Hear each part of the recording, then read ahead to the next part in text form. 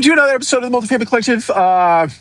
Wonderful Atlanta traffic. It's raining outside today, so everybody forgets how to drive when it rains. Short clip today. I wanted to talk about a couple of my favorite things to do in property management.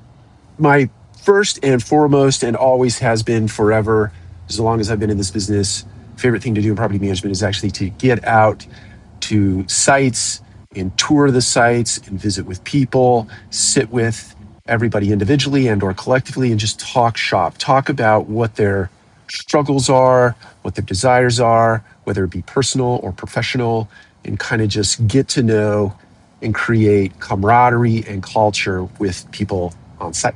So my number one favorite thing to do. And I always feel very energized when I walk away from that. The second thing that I very much love to do, love it, is to take a lot of that information, which sort of synthesizes, that's tough word to say, my gut and my intuition, and I turn that stuff into forecast statements, right?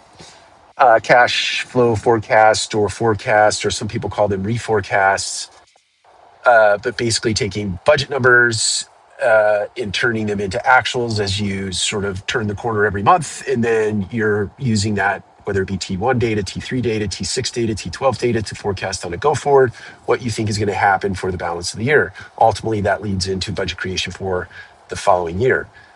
The thing I love most about that is making predictions. You're basically assuming what you think, based on a bunch of data that you've collected, is going to happen over the coming 3 months, 6 months, 9 months, etc.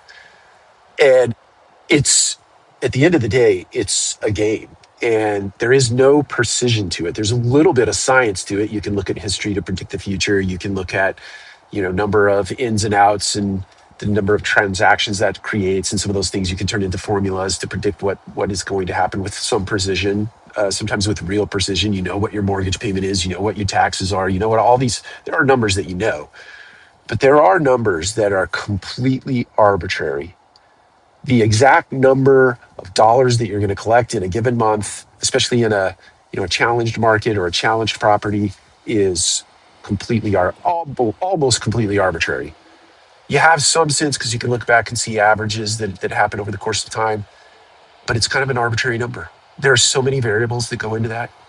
Things can happen to people. They can promise to pay, but then things happen, or they lie and they don't. But I love forecasting, and I love spending time on sites with the team members that make it happen. Take care. We'll talk to you again soon.